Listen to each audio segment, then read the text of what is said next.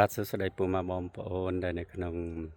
account Facebook ក៏ដូចជានៅក្នុង page របស់ខ្ញុំថ្ងៃនេះចង់នាំអារម្មណ៍ពុកម៉ែបងប្អូនមកទស្សនានៅផ្ទះមួយដែលគេដាក់លក់ហ្នឹងហើយគេ auction ណាពុកម៉ែបងប្អូនយើងហ្នឹងហើយมันឆ្ងាយពីផ្ទះខ្ញុំម៉ានេះមកជួរខាងឆ្វេងដៃបាទខ្ញុំមកឈរចេះនៅឆ្វេងដៃណាផ្ទះខ្ញុំនៅចុងគេផ្ទះខ្ញុំមើលទៅឃើញឥឡូវផ្ទះដែលគេថ្ងៃនេះគេ open house ហើយថ្ងៃនេះខ្ញុំអត់ធ្វើការអញ្ចឹងតោះកុំឲ្យខាតពេលតែមើលលេងទាំងអស់គ្នានេះពុកម៉ែបងប្អូនទៅខាងនោះនៅចុងគេហ្នឹងអានឹងផ្ទះរបស់ខ្ញុំហើយអានឹងផ្ទះគេនេះឥឡូវខ្ញុំនាំអារម្មណ៍ពុកម៉ែបងប្អូនទៅមើលលេងហើយចាំចូលទៅដល់ក្នុងផ្ទះគេចាំខ្ញុំreview ឲ្យពុកម៉ែបងប្អូនម្ដងទៀតឃើញសារឡានគេ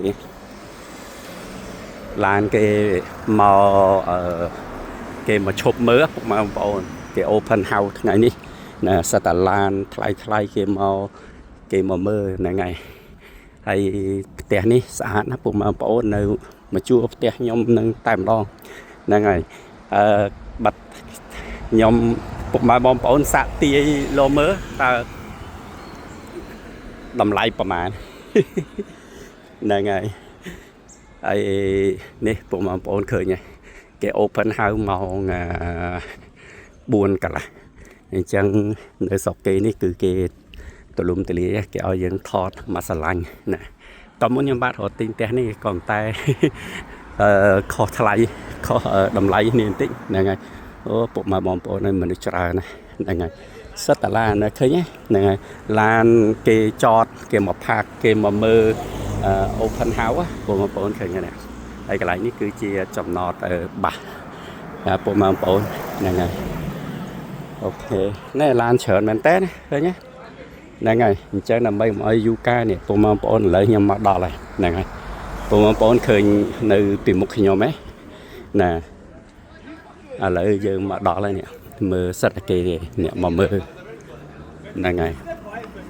ឃើញសិតគេនេះមកមើលណាឃើញហើយអញ្ចឹងពុកម៉ែបងប្អូនឃើញច្រើនណា